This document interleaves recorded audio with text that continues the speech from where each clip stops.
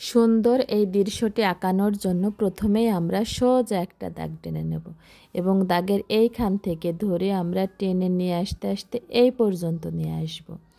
আবারও ওখান থেকেই প্রায় কাছে একটু বাঁকা করে এই পর্যন্ত টেনে দিলাম। দেখো আমাদের একটা রাস্তা হয়ে গেল। এরপরে এখানে আমরা একটা বড় গাছ আঁকাবো। বড় গাছ আঁকানোর জন্য প্রথমে আমরা একটা বড় ভি এঁকে নেব। দেখো ইংরেজি লেটার ভি, এই ভি এর পাশ থেকে আমরা একটা ছোট ভি আঁকলাম এবং এ পাশ থেকেও আমরা একটা ছোট ভি এঁকে দেব। মোট 3টা ভি। এখান থেকে দাগ টেনে এই দাগের সাথে মিলিয়ে দিলাম, এখান থেকে দাগ টেনে এই দাগের সাথে মিলিয়ে দিলাম। দেখো আমাদের মোট 1 2 3 4টে ডাল হয়ে গেল। এই ডাল থেকে এখন আমাদের পাতা বের করতে হবে। আর এই ডাল থেকে আমরা পাতা বের করলে আমাদের গাছের সুন্দর একটা শেপ চলে আসবে। তোমরা গাছ আঁকালেই ভি দিয়ে আঁকাবে, ছোট বড় ভি আঁকাবে, তাহলে বিভিন্ন প্রকার ডাল বের হবে এবং গাছটা প্রশস্ত দেখা যাবে। দেখো আমি অলরেডি সমস্ত পাতাগুলোই এঁকে নিয়েছি। তোমরা তোমাদের শেপ অনুযায়ী পাতা এঁকে দেবে।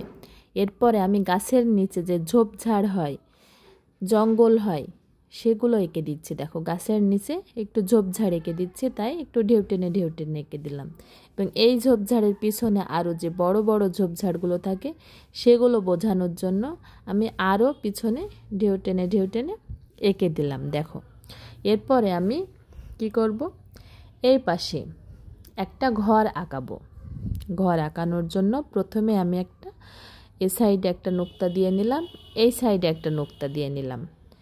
এরপরে এখানে আমি ঘরের যে ধারিটা হয় সেটা এঁকে নিয়েছি। এ পাশ থেকে এখন আমি একটা দাগ টেনে দেব, ছোট্ট একটা দাগ। দেখো এই যে ছোট্ট একটা দাগ টেনে দিলাম এবং এ পাশ থেকেও আমি ছোট্ট একটা দাগ টেনে দেব।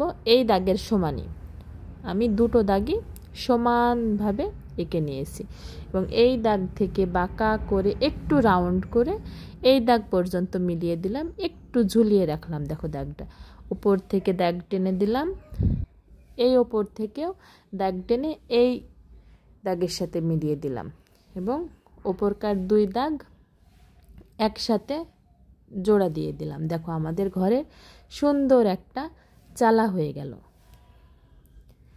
এরপরে আমরা জানালা এঁকে দেব, একটা দরজা এঁকে দেব। একটা দাগ টেনে পাশে আরও একটা দাগ টানব এবং মাথার উপরে একটা দাগ টানলে আমাদের ঘরের দরজা হয়ে যাবে। দেখো আমার দরজা আঁকানো কমপ্লিট।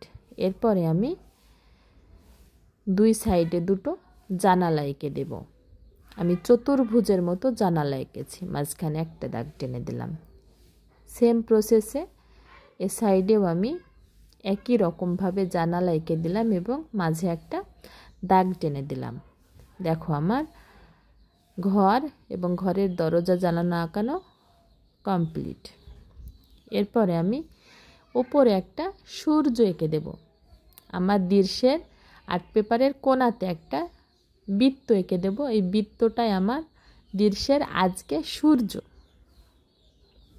এরপরে রাস্তার এই পাশে আমি কিছু ঘাস এঁকে দেব। দেখো উল্টো ভিয়ের মতন করে এঁকে দিলেই তোমাদের ঘাস হয়ে যাবে। একটু দাগ টেনে উল্টো ভি আঁকছি, এভাবেই তোমাদের ঘাস হয়ে যাবে। রাস্তার পাশে যে ঘাস দেখা যায় এটা বোঝানোর জন্যই আমি এরকম এঁকে দিয়েছি। এরপরে এখান থেকে আমি গাছের পিছনে যে ঝোপঝাড় জঙ্গলগুলো এঁকে দিয়েছি, সেমভাবে ঘরেরও পিছন সাইডে ঝোপঝাড় এবং জঙ্গল এঁকে দিলাম। দেখো রাউন্ড রাউন্ড করে ছোট বড় করে ঝোপঝাড় এঁকে দিয়েছি। আমার দৃশ্যটি আঁকানো প্রায় কমপ্লিট। এখন শুধুমাত্র রং করলে আমার দৃশ্যটা সুন্দর হয়ে যাবে। তোমরা চাইলে খুব সহজ এবং সুন্দর কৌশলে এরকম একটা দৃশ্য আঁকতে পারবে। আজকের মতন এখানে বিদায় নিচ্ছি। আল্লাহ হাফেজ।